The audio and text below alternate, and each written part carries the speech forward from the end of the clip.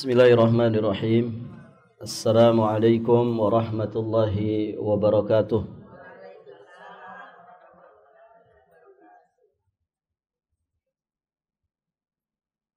Alhamdulillahi rabbil alamin.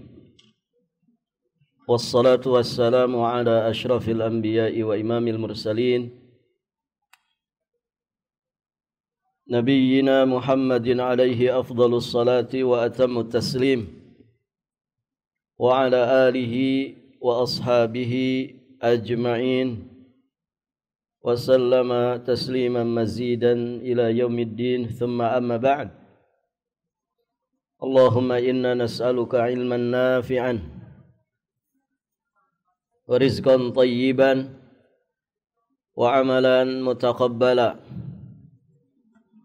Allahumma 'allimna ma yanfa'una wanfa'na bima 'allamtana wazidna ilman.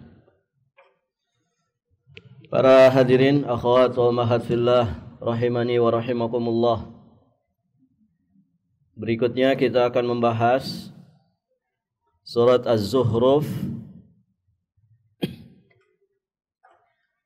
ayat ke-65 sampai ayat ke-67. Allah Subhanahu wa taala berfirman, ba'da a'udzu billahi as-sami'il 'alim minasyaitonir rajim. Fakhtalafal ahzabu min bainihim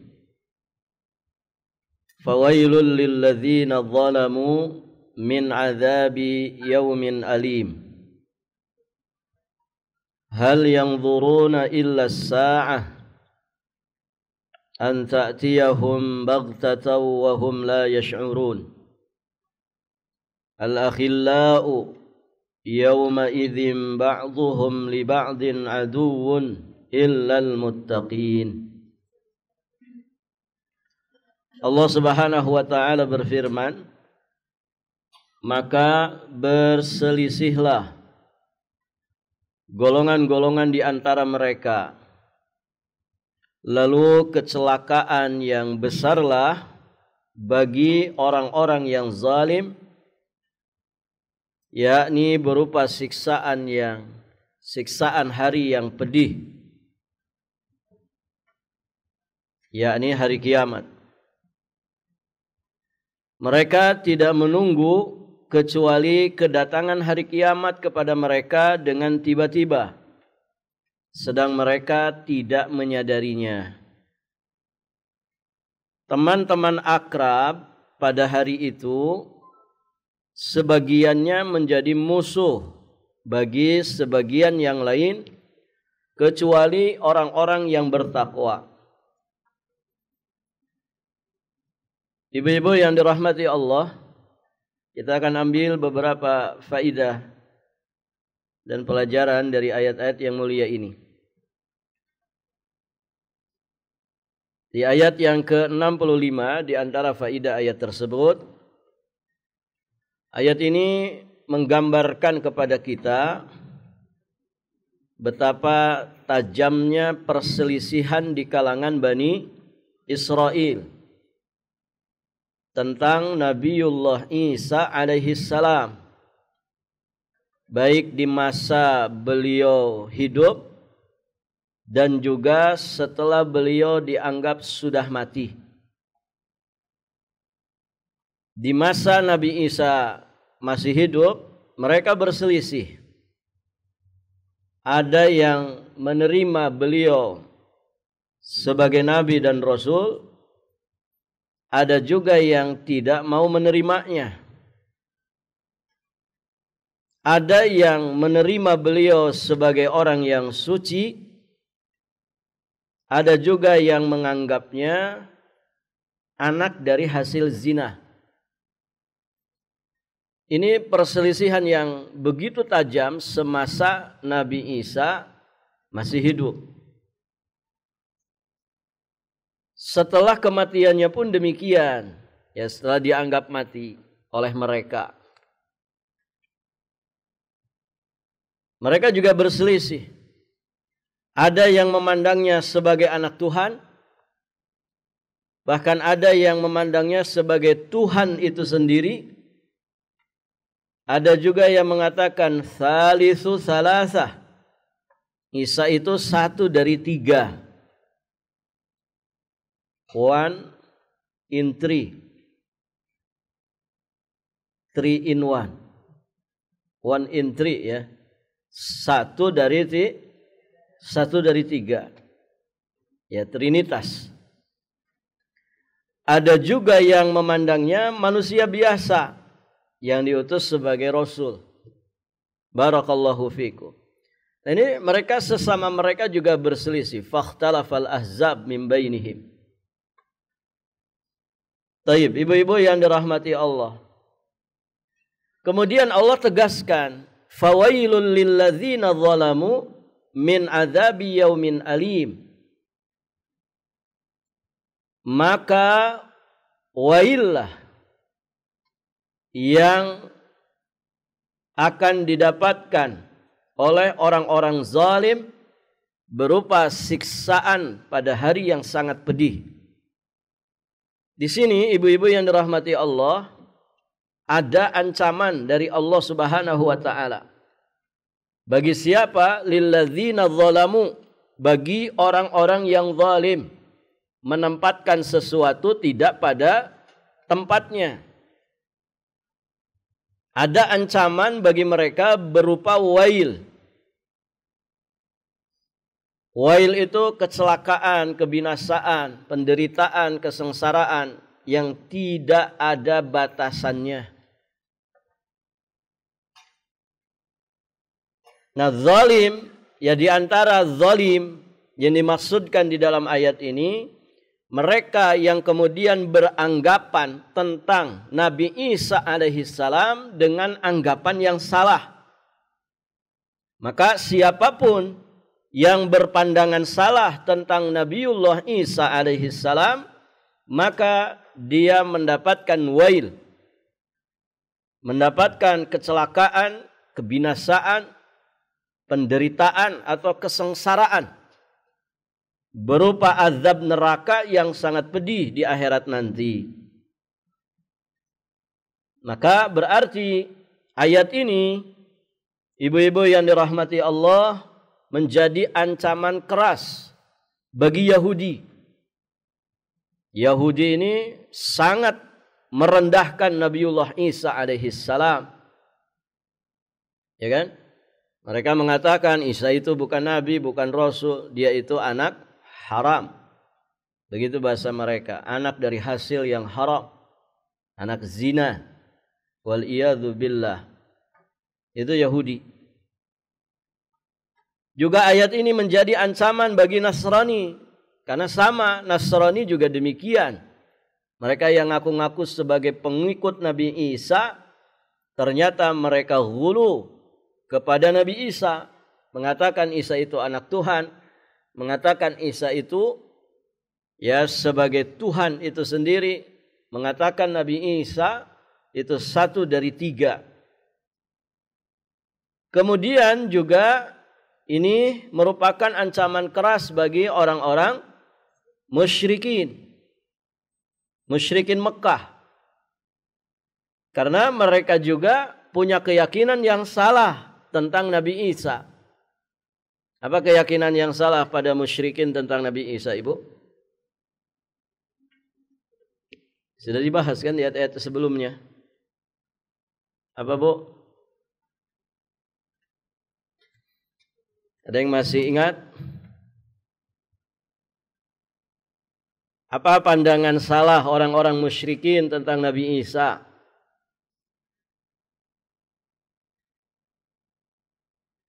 Ada ibu-ibu di sini? Ada, Bu? Lagi pada sariawan kayaknya. Lupa, masih lupa. Kapan atuh ingatnya?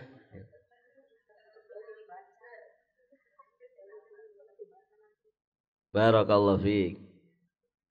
Salah satu pandangan salah orang-orang musyrikin tentang Nabi Isa, mereka mengatakan bahwa Nabi Isa itu Sama saja seperti berhala-berhala mereka. Hasabu jahannam. Nanti akan menjadi bahan bakarnya api neraka. Kenapa? Karena Muhammad sudah mengatakan bahwa kalian dan apa yang akan kalian sembah itu akan menjadi bahan bakar api neraka. Nah, kalau begitu Nabi Isa juga sama dong, disembah sama orang-orang Nasrani. Berarti ya berhala kami dengan Nabi Isa itu ya sama-sama. Ini pandangan yang benar enggak, Ibu?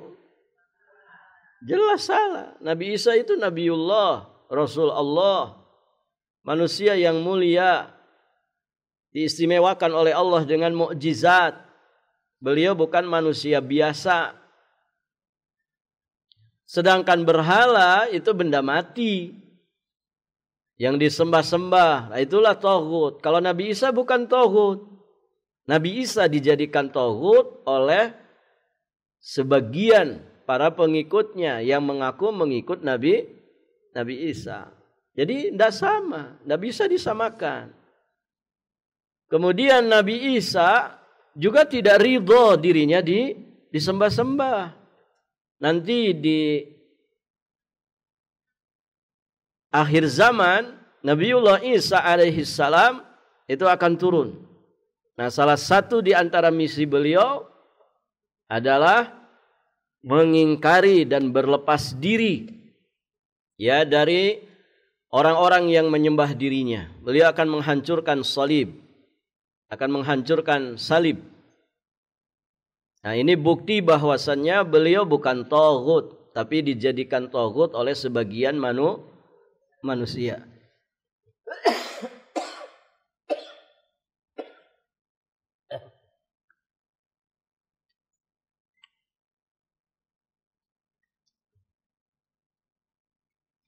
Nah, disinilah orang-orang musyrikin, mereka itu salah di dalam memandang Nabiullah Isa alaihi salam. Maka ayat tersebut juga menjadi ancaman bagi mereka.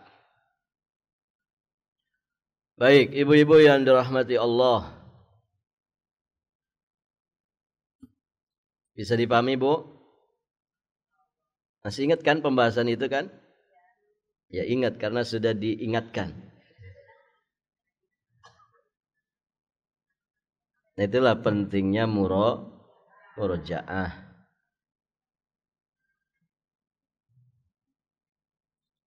Baik, ibu-ibu yang dirahmati Allah. Juga ayat ini menjadi ancaman bagi siapapun yang memiliki pandangan salah tentang Nabiullah Isa alaihi salam.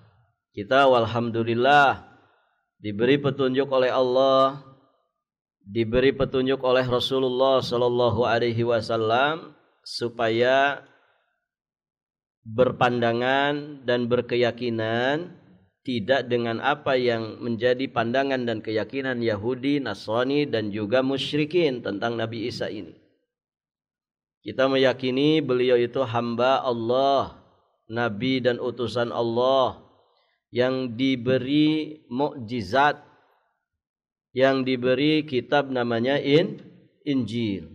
Ya, dan hal-hal yang lainnya yang diberitakan oleh Nabi sallallahu alaihi wa alihi wasallam.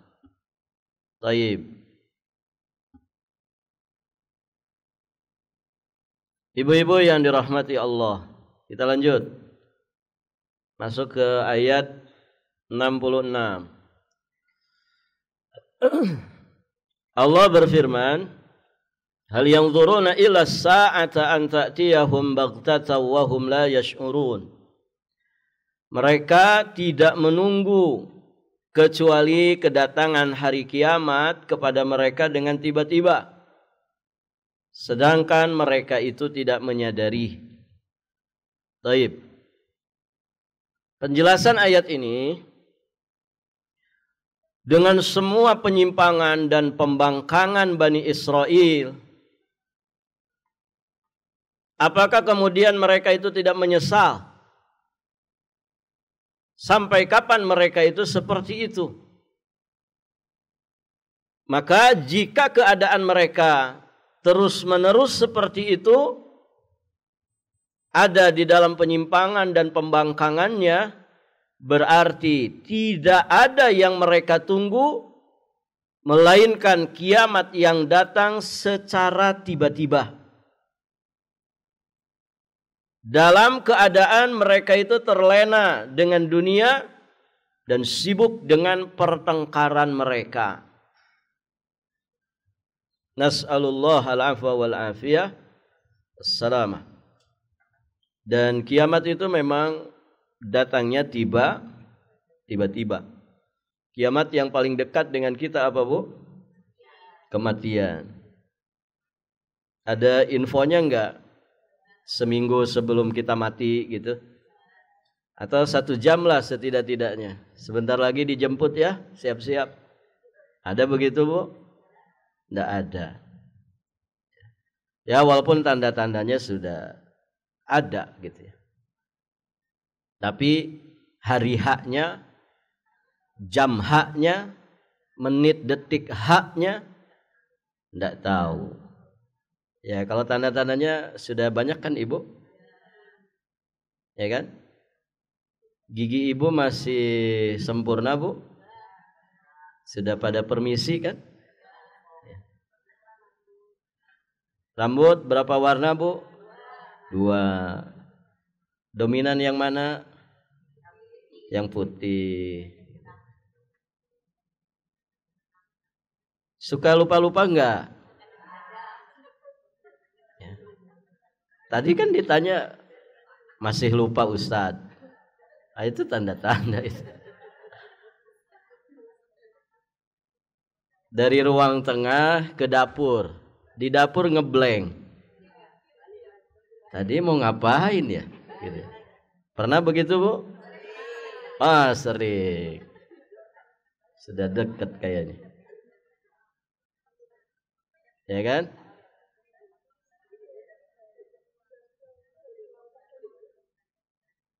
Barakallahu fikum. Jidat sudah ada kerutan, Ibu? Ah, itu dia. Kalau pak mata ada lipatan tidak? Ada. Apalagi, Bu? Suka sakit-sakitan? Naik tangga masjid masih bisa ini? Berapa kali istirahat? Sambil pegang lutut tidak?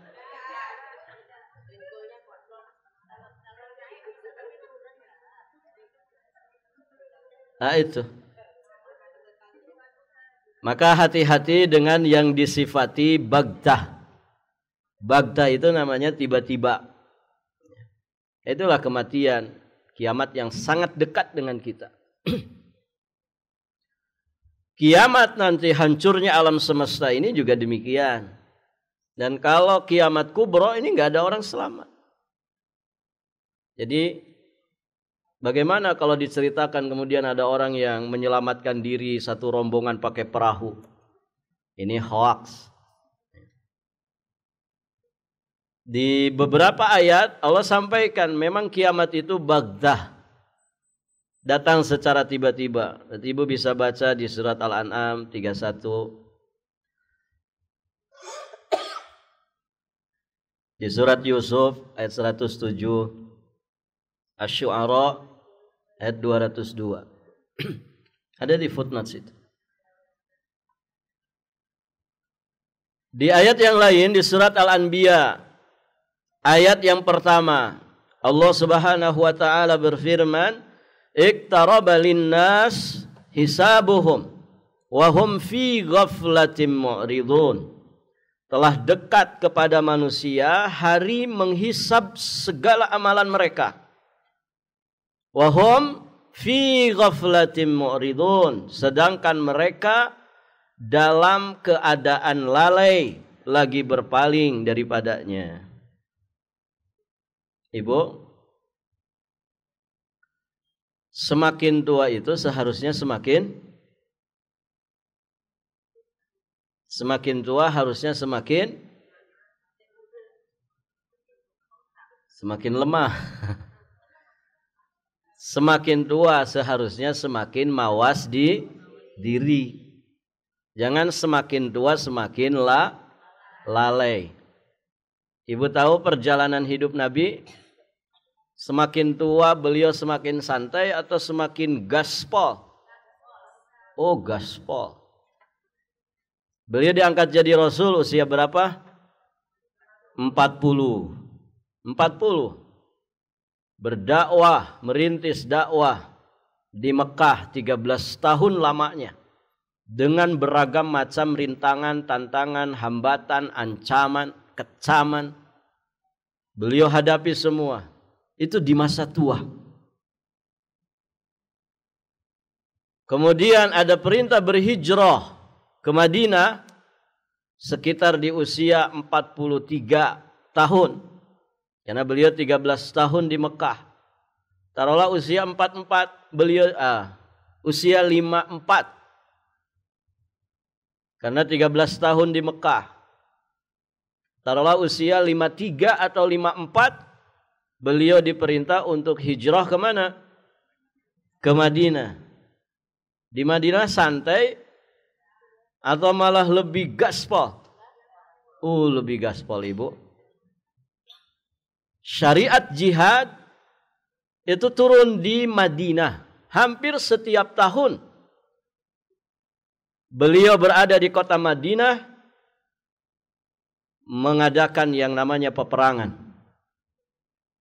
Ada sekitar 8 sampai 9 peperangan yang beliau ikuti di usia 53 tahun ke atas. Di tahun ke-11 beliau wafat. Berarti dari tahun pertama Hijriyah sampai tahun ke-11 itu betul-betul gaspol. Kalau melihat perjalanan hidup Nabi begitu, Bu. Kenapa? Karena semakin tua berarti kan semakin dekat dengan kematian. Cuman kita itu semakin tua biasanya semakin melemah, ya. Otak sudah lemot, mata kabur, begitu kan?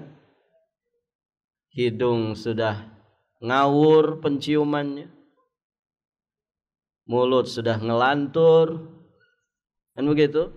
Gigi pada permisi, lutut engklok, begitu ya. Ini di masa tua. Begitu ya. Jadi rasa-rasanya mau gaspol itu berat banget. Ala kulli hal, intinya manusia itu semakin tua harus semakin mawas diri. Semakin serius, sungguh-sungguh bertaubat kepada Allah Subhanahu wa taala atas segala kehilafan di masa-masa yang telah berlalu, atas masa muda yang disia-siakan, atas perjalanan hidup yang mungkin banyak batasan-batasan Allah dan Rasulnya yang kita terabas. Tidak peduli dengan batasan-batasan agama yang haram-haram dikerjakan, bahkan yang syirik, yang kufur kita juga mengerjakannya, maksiatnya apalagi. Nah, di masa-masa tua itu sing serius, sungguh-sungguh bertaubat kepada Allah Subhanahu wa taala. Jadi gaspol dengan taubat nasuha, gaspol dengan amaliyah yang terbaik. Kalau fisik kita sudah ringkih, coba hati yang disuruh bekerja, hati yang disuruh beramal soleh. Banyak mengharap kepada Allah, menghadirkan keagungan Allah di dalam hati kita, menghadirkan rasa takut kepada Allah di dalam hati kita. Ya, berusaha banyakin amal jariyah. Apa, Bu? Amal jariyah. Amal yang nantinya pahalanya terus mengalir kepada kita. Jadi kalau punya harta di masa tua itu, ya jangan senang. Ustaz, alhamdulillah semakin tua aset saya semakin banyak. Bagus, bagus punya harta bagus. Tapi harta yang paling baik itu harta yang menjadi amal jariah. Ya Ibu, buat apa punya rumah sampai 10 gitu ya. 10-nya yang 9-nya nggak dipakai, kosong, malah ditempatin jin, gitu ya. Coba jual sekiannya, dan digantikan jadi masjid, supaya jadi amal jariah. Bangun sekolah, lembaga pendidikan, bangun pesantren, begitu ya. Jadi orientasi obsesi hidupnya sudah bukan lagi pada harta, tapi pada makna. Makna apa yang akan kita tinggalkan setelah nanti kita mati. Jadi orang tuh hidupnya begitu, punya makna, punya nilai. Apa istilah orang sekarang tuh? Value. Betul, Bu? Punya nilai. Ya. Punya asas kebermanfaatan dan kemaslahatan. Jadi dia di mana itu manfaat. Dia ada di mana itu maslahat bagi orang lain. Begitu. Jadi sudah bukan lagi dengan materi dunia. Ya. Sudah lagi bukan dengan materi dunia. Kadang ngenes Ibu ya. Ada sebagian orang tua, anak saya sudah hafiz 30 juz. Anak saya sudah lulusan PTN, perguruan tinggi negeri. Tapi ujung-ujungnya semoga dia cepat dapat kerja. Oh, yang jadi targetnya kerja. Seharusnya alangkah baiknya semoga dia bermanfaat untuk umat. Semoga dia menjadi inspirasi bagi umat, menebarkan kemanfaatan dan kemaslahatan bagi umat. Bukan semoga dia mudah kerja. Kok ujungnya kerja begitu loh. Kita tidak menyampingkan, menganggap rendah yang namanya kewajiban cari nafkah. Tapi ada yang lebih mendasar dari itu semua. Kalau orang sekolah menjalani pendidikan, kemudian ujung-ujungnya supaya dapat kerja di perusahaan besar, di yayasan besar, gajinya gede, fasilitas penunjangnya besar. Terus apa bedanya kita dengan orang-orang di luar kita? Ya. Yang mereka menjalani masa-masa pendidikan, mereka dapat ijazah ini dan itu untuk kepentingan kerja. Nah ini masalah yang mesti dibenahi. Ya, Ibu yang dirahmati Allah. Barakallahu fikum. Jadi bicaranya sudah bukan lagi pada materi, tapi bicara makna. Itu namanya misi dalam hidup. Hidup itu harus punya misi. Kalau namanya ibadah ini kewajiban, tidak boleh tidak. Tapi untuk sampai ke sana itu misinya apa nih? Nah, asasnya adalah kebermanfaatan. Bagaimana kita itu bisa lebih bermanfaat bagi orang lain, terutama bagi keluarga kita. Nah, ini yang mungkin jadi PR kita bersama. Ini yang mungkin hilang pada sebagian manusia. Manusia sekarang lebih banyak mikirin dirinya sendiri. Lu, gue, gitu ya. Masing-masing sudah. Nas'alullah al-afwa wal-afiyah wassalamah. Coba kalau lihat sampah di tengah jalan. Yang mungut dengan yang komen, banyak yang mana, Bu? Yang komen. Itu mungkin 100 orang lewat situ, 99-nya komen. Ini siapa orang buang sampah sembarangan. Ya. Nanti orang kedua komen lagi. Memang warga kompleks ini. Rumahnya saja yang elit. Ya. Otaknya cetek. Begitu. Nanti orang ketiga komen lagi. Ini di mana petugas kebersihannya sudah dibayar mahal, kok nggak ada bebersih? Itu orang ketiga. Nanti orang keempat komen lagi, bisa 99 tuh ibu. Orang komentar. Nah, alhamdulillah yang ke-100 ini yang soleh. Dia turun dari kendaraannya, dia pungut. Bismillah ya Allah, semoga jadi pahala menyingkirkan gangguan dari jalanan. Dia ambil, dia pungut, dia buang ke tempatnya. Kira-kira mana yang lebih baik? 99 orang yang bisanya komen saja, atau satu orang ini? Yang satu orang ini. Ya ibu, paham ini maksudnya? Nah, masyarakat kita itu lebih senang jadi komentator daripada eksekutor. Ya kan? Oh, menjanjikan ibu jadi komentator itu. Gajinya gede. Komentator sepak bola. Komentator politik apalagi. Ya. Ibu-ibu yang dirahmati Allah. Ada orang juga di majelis belajar. Senangnya komen aja. Ustadznya enggak greget. Komen aja dia. Nanti datang di majelis yang lain, sama saja ini ustadznya. Bukan level saya.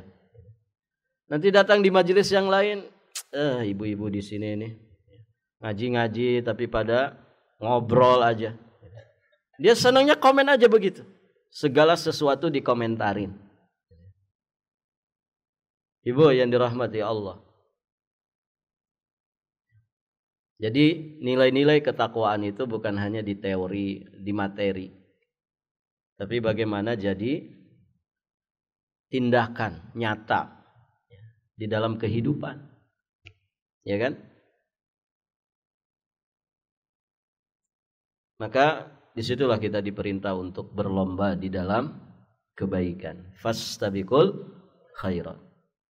Jadi semakin tua harus semakin mawas diri. Jangan semakin lalai. Ya, karena waktu hisab itu sudah sangat dekat. Ayat terakhir. Ayat ke-67. Allah Subhanahu wa taala berfirman, "Al-akhillau yauma idzin ba'dhuhum li ba'din aduwwun illal muttaqin." Teman-teman akrab pada hari itu sebagiannya menjadi musuh bagi sebagian yang lain, kecuali orang-orang yang bertakwa. Kita ambil 3 faidah saja dari ayat ini. Pertama, setiap khullah itu di atas mahabbah. Khullah itu jalinan cinta kasih yang sangat erat, keakraban, persahabatan yang sangat erat. Nah, setiap khullah pada hari kiamat akan terputus kecuali khullah yang dibangun di atas dasar takwa. Khullah yang dibangun di atas dasar takwa. Fillah walillah wabillah. Fillah di jalan Allah. Walillah karena Allah. Wabillah dengan taufik dan inayah dari Allah. Taufik, inayah, pedoman, bimbingan dari Allah. Nah itu. Jadi ukhuwah, khullah, musahabah atau apapun istilahnya, usahakanlah semuanya karena Allah, di jalan Allah dan dengan bimbingan Allah Subhanahu wa ta'ala. Kalau khullah kita asas dasarnya adalah hal tersebut, atas dasar iman dan takwa kepada Allah, maka semoga kita mendapatkan naungan pada hari tidak ada naungan kecuali naungan Allah Subhanahu wa ta'ala. Nabi pernah menyebutkan ada 7 golongan yang akan dinaungi Allah pada hari tidak ada naungan kecuali naungan Allah. Salah satunya apa, Bu? Warrajulani tahabba fillah ijtama'a alaihi wa tafarraqa alaihi. 2 orang yang saling mencintai di jalan Allah, keduanya berkumpul karenanya dan berpisah karenanya. Begitu. Terutama ini untuk pasangan suami istri. Ibu cinta sama suami karena apa? Karena Allah atau karena duitnya? Jujurlah padaku. Ada uang abang disayang, tidak ada uang tetap sayang. Barakallahu fikum. Nah itu ibu-ibu yang dirahmati Allah.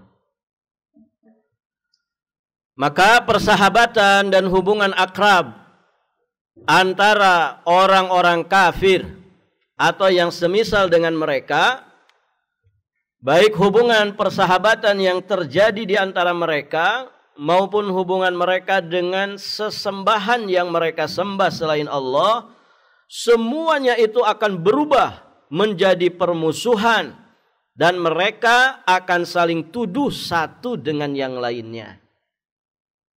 Karena asas hubungan mereka, persahabatan, keakraban mereka, bahkan muamalah lahir dan batin mereka, asasnya bukan iman dan takwa, tapi asasnya adalah kekufuran.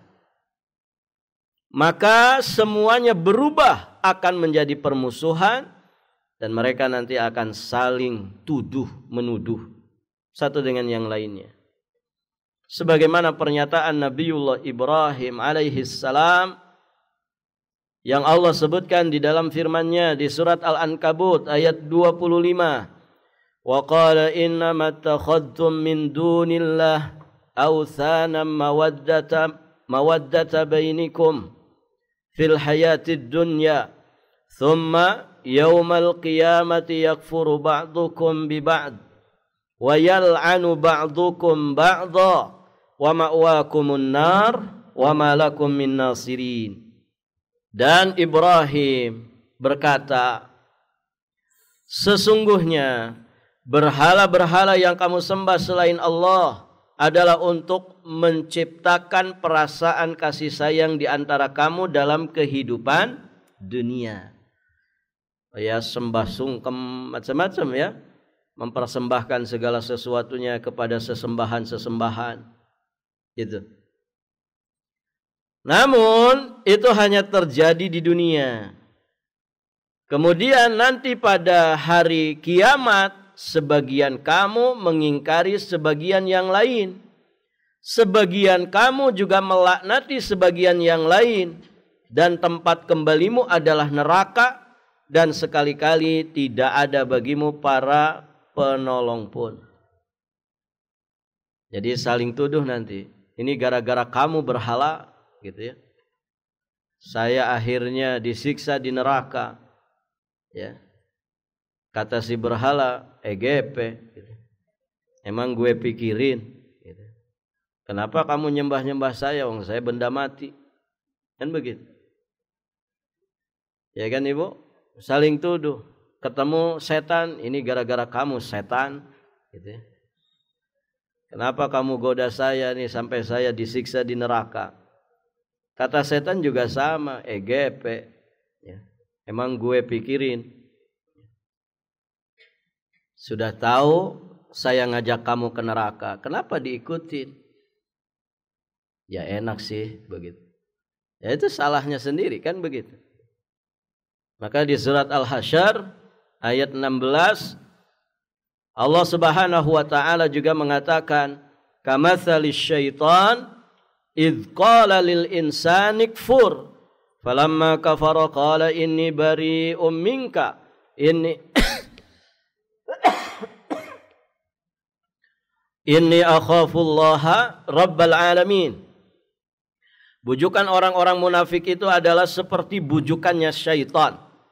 Ketika dia berkata kepada manusia, membujuk manusia, "Ukfur, kafirlah kamu."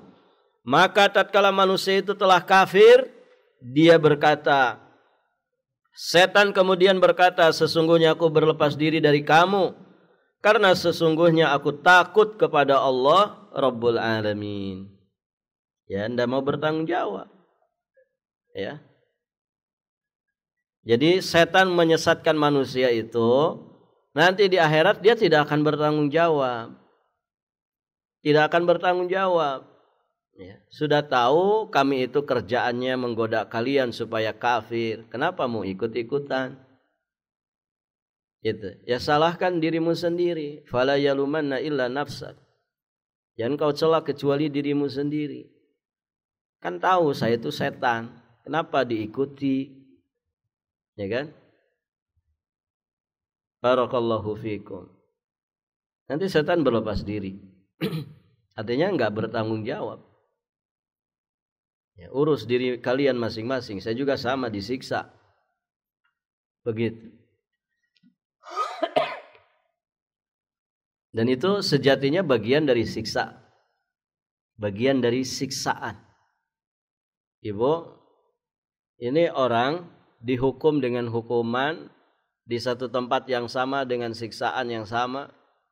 Kemudian satu dengan mereka saling menyalahkan. Itu kan siksaan tambahan ya. Siksaan tambahan. Mereka kalau bersahabat lagi saja di neraka, itu tetap saja nggak enak.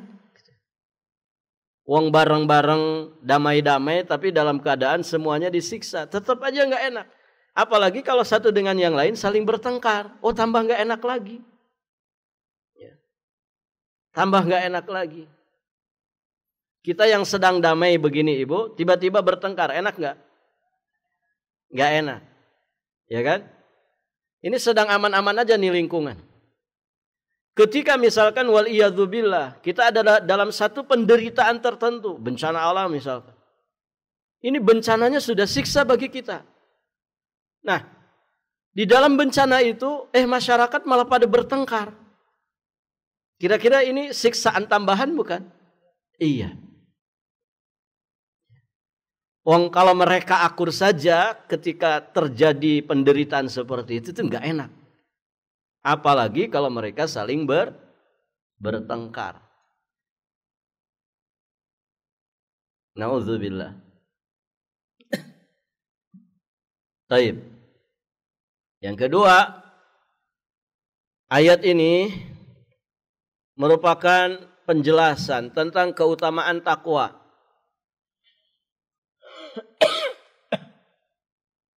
Dan kemuliaan orang yang bertakwa, yang senantiasa berjuang semasa hidupnya untuk membentengi jiwa raganya dari siksa api neraka dengan bersungguh-sungguh menjalankan perintahnya dan menjauhi semua larangannya. Ini istimewanya ketakwaan dan istimewanya orang-orang yang bertakwa.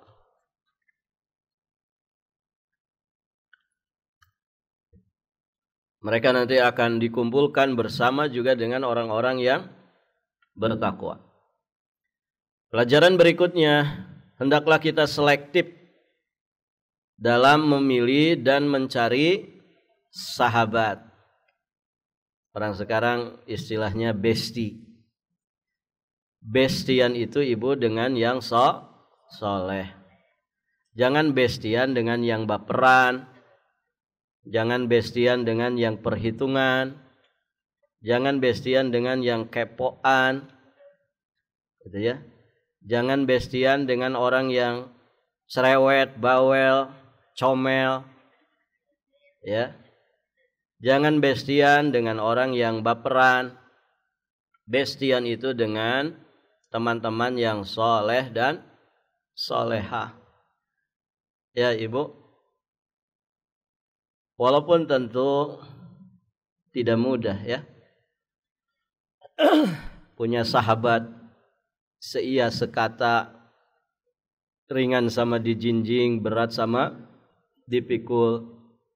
Teman seperjuangan yang tidak dipisahkan kecuali oleh kematian.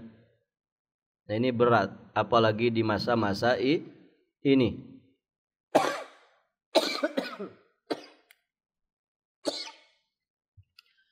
Ya, di mana kepala manusia itu sudah banyak diisi, dipenuhi oleh fitnah-fitnah dunia, kepentingan-kepentingan dunia. Ngeri. Maka jangan bestian dengan orang yang mudah hasad, dikit-dikit hasad. Ya, selalu ikut campur dengan urusan privasi rumah tangga, gitu ya. Barakallahu fikum. Jangan. Karena kadang sebagian orang itu luar biasa begitu ya. Katanya suami nikah lagi ya. Itu sensitif banget. Emang kenapa cemburu kamu? Gitu. Dan begitu. Ini bahaya ibu. Ya. Karena ada orang yang berpoligami, tadinya baik-baik saja. Gara-gara digituin tuh, jadi masalah besar. Tadinya baik-baik aja, tiba-tiba ada temannya yang mungkin sudah tahu, tiba-tiba ngusapin kepalanya, ngusapin punggungnya. Seolah-olah si fulanah ini mendapatkan musibah yang sangat besar. Sabar ya gitu ya. Saya juga nggak ngira loh suamimu begitu.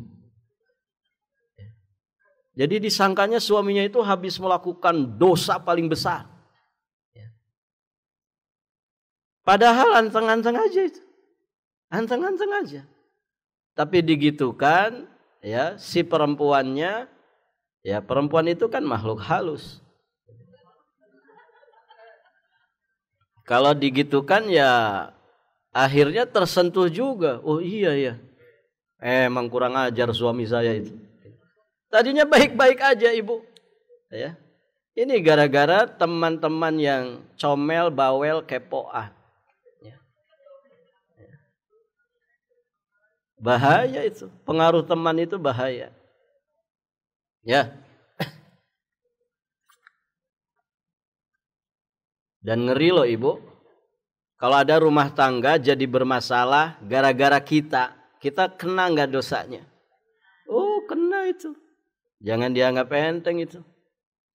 Orang sedang adem-adem rumah tangga, gara-gara kita usik, kita kepoin, kita ikut campur di dalamnya, rusak rumah tangga itu. Kita nanggung itu. Ngeri. Kita nanggung dosanya. Karena kita jadi wasilah untuk hancurnya rumah tangga orang lain. Ya, ibu-ibu yang dirahmati Allah. Urusin dulu rumah tangga masing-masing. Jangan ngurusin rumah tangga orang. Ya. Jadi selektif memilih teman, memilih sahabat. Itu perintah Allah. Di surat At-Taubah ayat 119. Ya ayyuhalladzina amanu taqullaha wa kunu ma'as shadiqin. Wahai orang-orang yang beriman, bertakwalah kepada Allah dan hendaklah kamu bersama orang-orang yang shadiq, jujur, benar, lurus, lempeng hidupnya. Enggak neka-neko, enggak aneh-aneh. Itu. Dan jujur itu kan langka di masa ini. Kejujuran itu langka. Kejujuran itu dianggap musuh.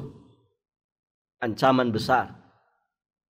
Kenapa? Karena kebanyakan manusia hidupnya penuh kedustaan. Banyak manusia yang berjamaah berbohong. Begitu ya. Na'udzubillah. Jangan sampai kita menyesal pada hari kiamat gara-gara persahabatan yang salah. Di surat Al-Furqan ayat 27 sampai 29 Allah sampaikan wa yauma ya'addu adh-dhalim 'ala yadayhi Yaqulu ya laitani takhadtu ma'ar rasuli sabila. Dan ingatlah hari ketika itu orang yang zalim menggigit dua tangannya. Tanda apa itu, Bu? Orang itu kadang diistilahkan si fulan gigit jari. Orang kalau gigit jari tanda apa? Penyesalan. Ini bukan jari lagi, kedua tangan. Ya, digigit kedua tangannya. Menunjukkan penyesalan yang luar biasa. Ingatlah ketika orang-orang zalim itu menggigit dua tangannya seraya berkata, duhai sekiranya dulu aku mengambil jalan bersama-sama Rasul. Ya laitani takhadtu ma'ar rasuli sabila. Maka kecelakaan besarlah. Oh, ayatnya kok keputus.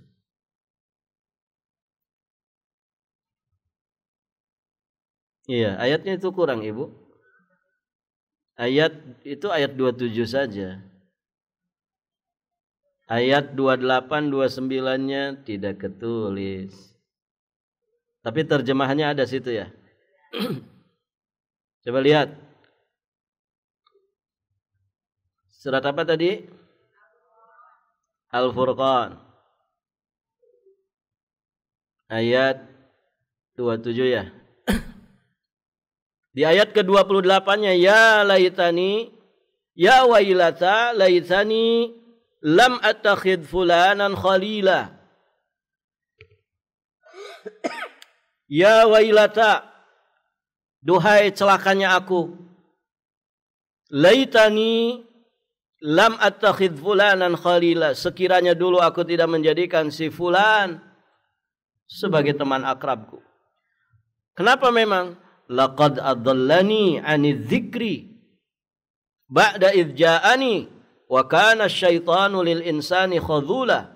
Sungguh dia telah menyesatkan aku dari peringatan, telah menyesatkan aku dari Al-Qur'an ketika Al-Qur'an itu telah datang kepadaku.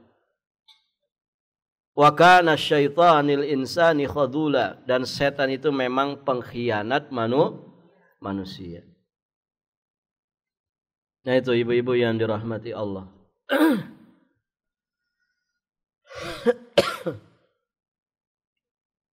Kemudian Nabi juga mengingatkan di Sunan Abi Daud. Kata Nabi, ar-rajulu ala dini khalilih falyanzur ahadukum man yukhalil.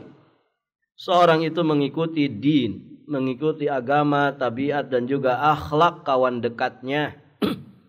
Oleh karena itu, hendaknya seseorang di antara kalian itu memperhatikan siapa yang dia jadikan kawan dekat. Nah itu ibu. Jadi kalau berteman silahkan dengan siapapun. Warnai teman-teman kita dengan warna kebaikan. Tapi untuk dijadikan teman dekat, nah itu harus selektif. Ya ibu. Dan tetap pakai batasan. Artinya jangan gini. Oh kartu saya itu ada di si Fulanah. Si Fulanah juga kartunya ada di saya.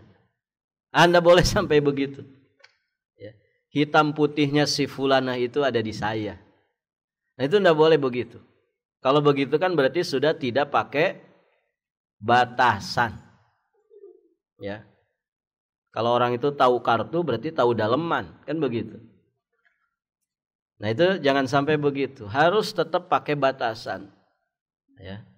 Seakrab apapun, sedekat apapun kita dengan sahabat kita, tetap ya ada batasan-batasan yang tentu kita tidak sembarangan menginformasikan. Ya, urusan-urusan privasi nggak boleh dicerita-ceritakan. Gitu ya, walaupun kepada teman dekat. Baik, ibu yang dirahmati Allah, sampai di sini pelajaran kita. Insyaallah di kesempatan yang lain kita lanjutkan. Begitu ibu-ibu yang dirahmati Allah. Subhanakallahumma bihamdik, asyhadu an la ilaha illa anta, astaghfiruka wa atubu ilaik. Assalamualaikum warahmatullahi wabarakatuh.